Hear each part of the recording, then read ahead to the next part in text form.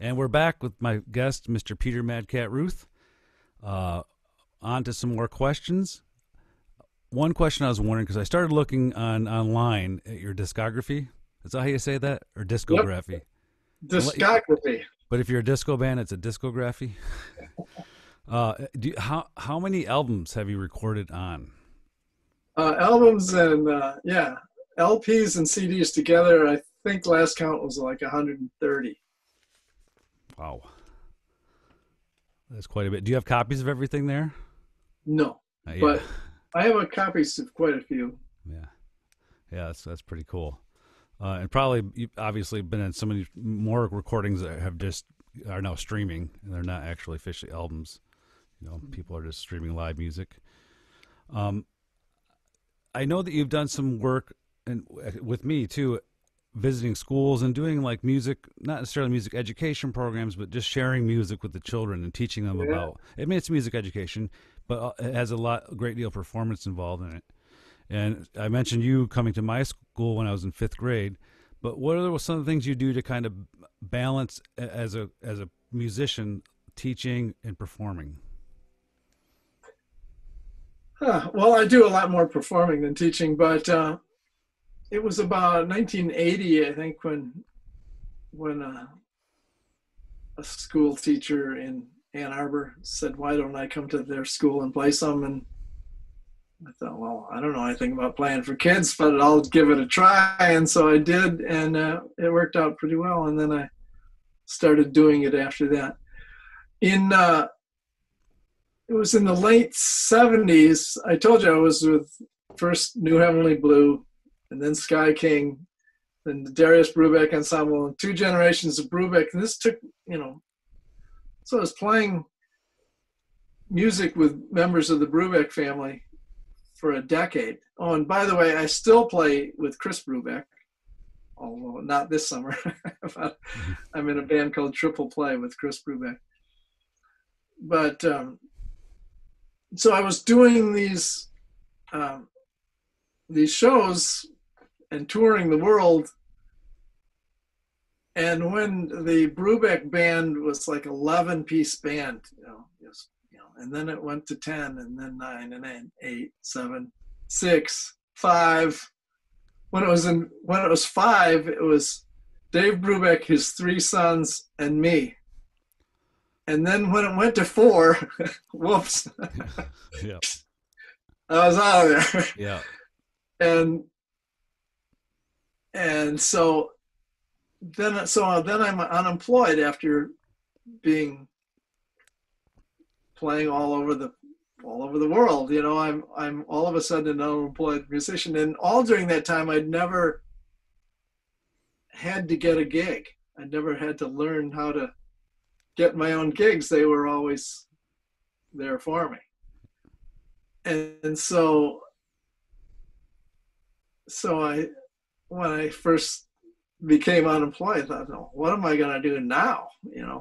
And I started playing. Well, I would go to the Arc Coffee House in Ann Arbor. It was on Hill Street at the time, and play at their open mic night. And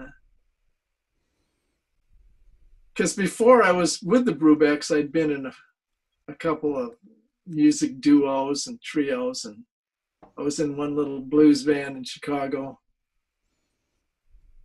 And I'd come up in folk music, going to the Old Town School of Folk Music and stuff. So I learned how to play guitar and harmonica on a rack.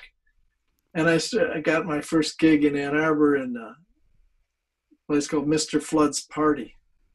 And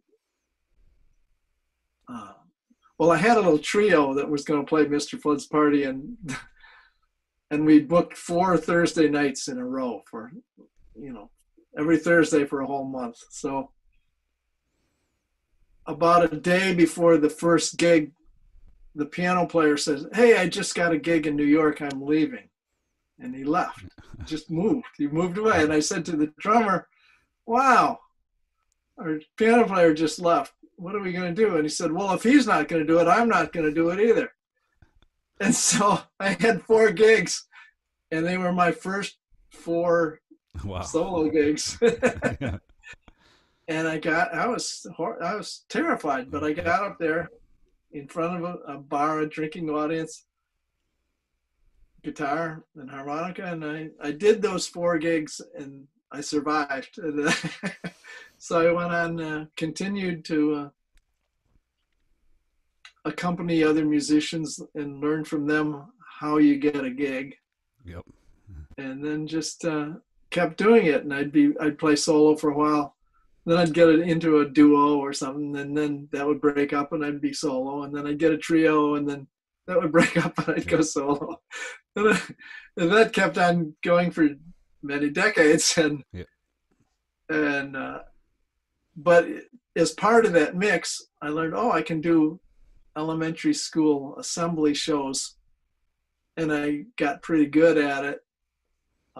I could keep the kids' attention, and I was playing really real music and getting paid much better than I would be if I was playing in a bar. So I thought, hey, this is all right. So I did, during the 1980s, I did lots and lots of school assemblies. And then in the 90s, I started up a duo with Sherry Kane, and we did that for 24 years. Yep. Yeah, so for aspiring musicians, like I was asked early when I moved to Ann Arbor to do their young children's music program, and I was like 27, 28, and I said, no way, I'm not doing music for little kids. That's just not me. I can't do that. Then I had my son, and I started enjoying just playing music with him and showing him things that were fun, and fun was the main thing. And I did the same thing. So I had somebody asked me to do a music at a school. I said, I'll give it a try. And it was fun. If you're having fun, the kids are having fun. So, one more thing about that. Go ahead. Is a lot of my friends that were also playing elementary schools were avoiding middle schools. They didn't want to play for middle schools because the audience is, when you're playing for elementary school kids, they're just loving everything. They don't care. But when you start playing for middle school kids, there's like, yes, we're not going to enjoy this. Prove it. And so, but I had this one thing that worked, and I'd go in and I'd turn up the music really loud, and I had a little distortion pedal on my guitar, and I'd turn it up all the way, and I just, bam, I'd blast them on the first song, and they, and after that, I would win them over after the first song, even though they came in like, we're not gonna like this. Yep. That was a little secret I learned. So I would play middle schools, whereas where I had less competition for the gigs. Yeah. That's a good tip. I'll have to borrow that one for sure. I have noticed I do a lot of pre-K and then elementary schools, middle schools once in a while. Yeah, so things are changing for the kids at that time. Yeah. They're growing up. I was wondering too if you had any favorite, like a specific venue or a festival that you like to return to that you is one of your favorites to perform at, and you've returned to many times for that reason. Well, my one all-time favorite place to play music is the Arc in Ann Arbor, and I've played there many times since 1978 or whenever the first time I played there. Well, I started playing there at open mics in the mid-'70s, but yeah, that's my favorite place. It's the right size, the great equipment, great acoustics. The cash register's in another room, so you don't hear the ka-chink, ka-chink. Yep. Yeah, I love that. That's a great. I've only had the fortune to play there twice. Once with the bluegrass band, and once with some Kali. And yeah, it was one of my favorite experiences. It's a perfect listening room. Perfect listening. Yeah. And you've been to Ann Arbor Summerfest quite a few times too, right? Yeah. Top of the Park about 33 years in a row, something like that. Yeah. Something kind of impressive. I don't know. And before that, the Ann Arbor Art Fair had this outdoor stage that they don't have anymore called the Graceful Arch. And so the 5 years before that, I did, before the top of the park, I'd do this Graceful Arch. So yeah, I've been playing summer festivals in Ann Arbor for pretty near 40 years. Yep. Yep. I'm an old guy. That's great. Well, you seem young to me. There's one question I really wanted to. Oh yeah, this one. And we'll probably wrap it up pretty soon because I know you probably want to get out with that garden, right? My wife is from India, and we met together in an Indian fusion band. And I think you've mentioned that you've taken quite a few trips there. I've been there 3 times. 3 times, and yeah, her family's from Calcutta. What area did you go to? I was on the west side near Mumbai. Okay, all 3 times. And I'm embarrassed to say I haven't gone yet, and I probably won't be for a little while. But I'm very much looking forward to going there and experiencing. I want to visit where our friend and tabla player John Churchville, where his teacher is at, because it's in the same city, and I'd like to go meet him there. And I'm still fascinated with the music, the rhythms, and then the way the melodies move with the Indian music. I still feel like a novice. What besides Sumkali, branching out into like Indian Eastern jazz fusion music, what are some other very different styles you played besides like blues and traditional? Oh my! Well, when I was 1967, I guess, is when I first discovered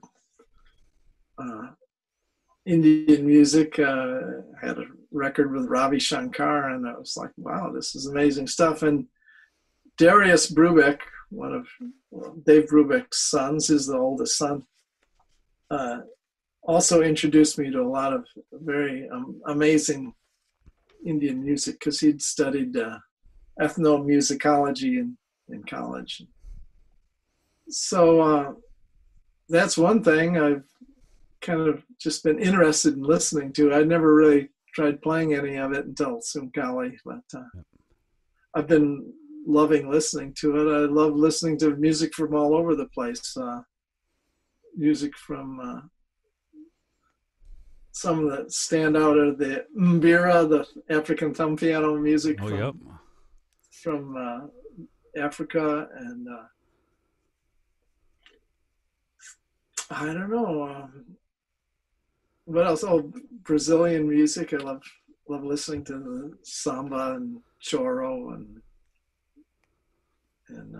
bossa nova and all that sort of stuff. I don't really play that much of any of this kind of music, except I love listening to it, and so I'm sure it's influenced the music I play just because I'm aware of it. Yeah, and a musician of your caliber can probably step into no matter what genre, and even if you're just putting your own sound into it, make it better. Yeah, those thumb pianos, I have about 20 of them over in a case over here I take to the elementary schools or in the pre-K classes. Well, I think that's pretty good. We're going to cut one more time to check out this video performance from Madcat, and I want to put some links up too. You mentioned earlier, where you have CDs for sale on a website.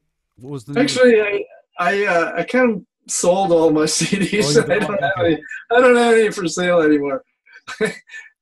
I have a few. If someone really wanted a CD, they could contact me somehow. They could find me somehow, and they could get a CD. But I have so few left that I'm not trying to sell them. I even have some LPs left. Yeah. If anyone wants an LP, the first Madcat Gone Solo LP, very rare.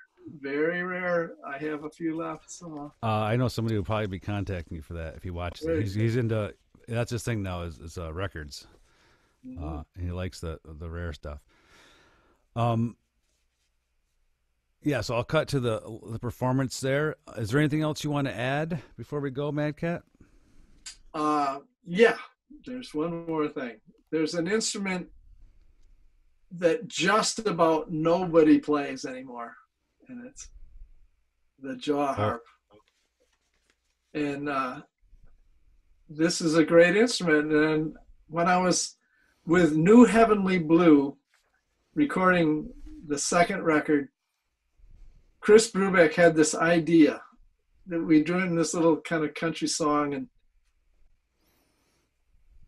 and he said, what we need here is a jaw harp going boing, boing, boing, just three. The line was floating down a raft on the river, dangling my toe in the chill.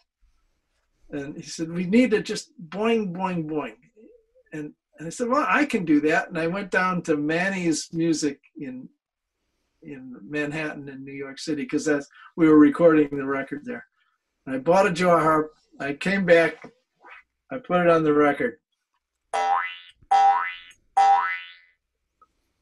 That was it. That was it. It's on the record. It's part of the music. So then I had this jaw harp then. I thought, well, what else can you do with a jaw harp? So there's only a few things you can do with a jaw harp. One is hit the little twanger. You push it up against your teeth. You don't bite it or anything. You just push it against your teeth, making sure there's space for this thing to go in between your teeth, because you don't want to be hitting your tooth with it. So you hit it. Then you shape your mouth, oi, oi, oi, which is what you do on harmonica.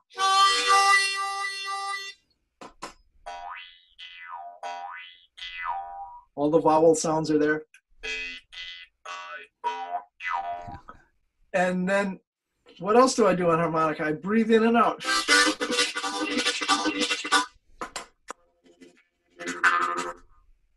And then, so I was using harmonica technique on the jaw harp and realized it was a great percussive instrument.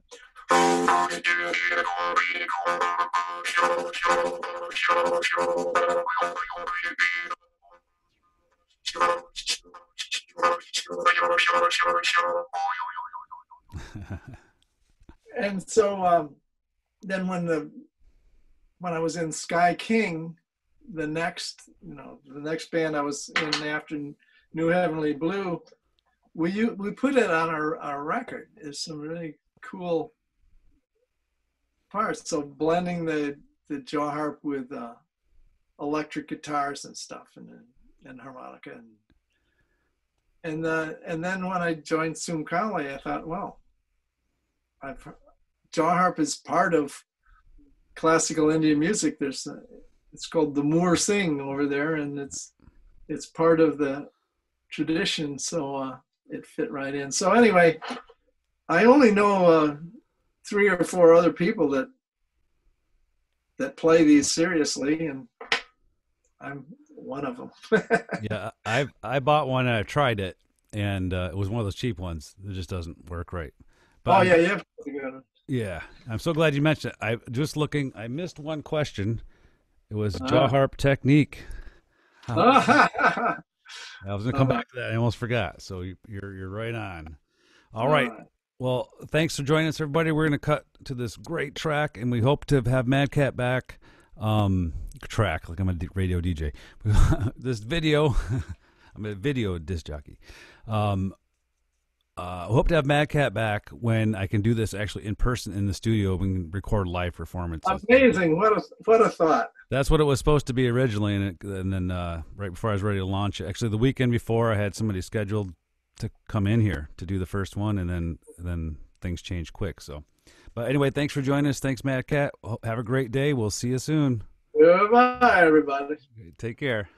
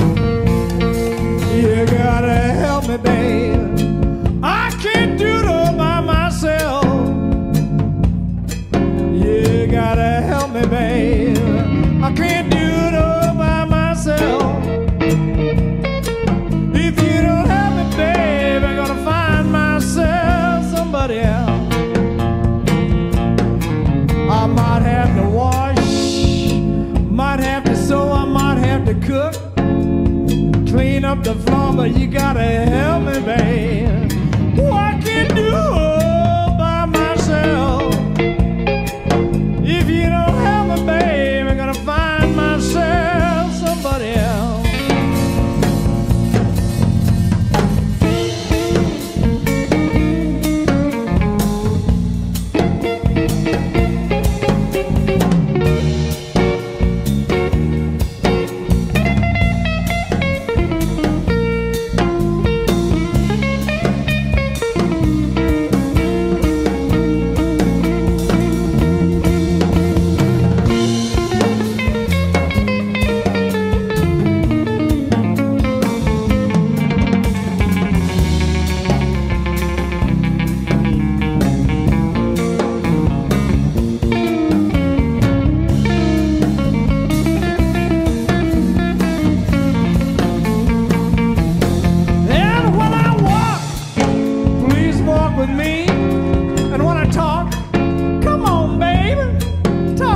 Cause I can't do it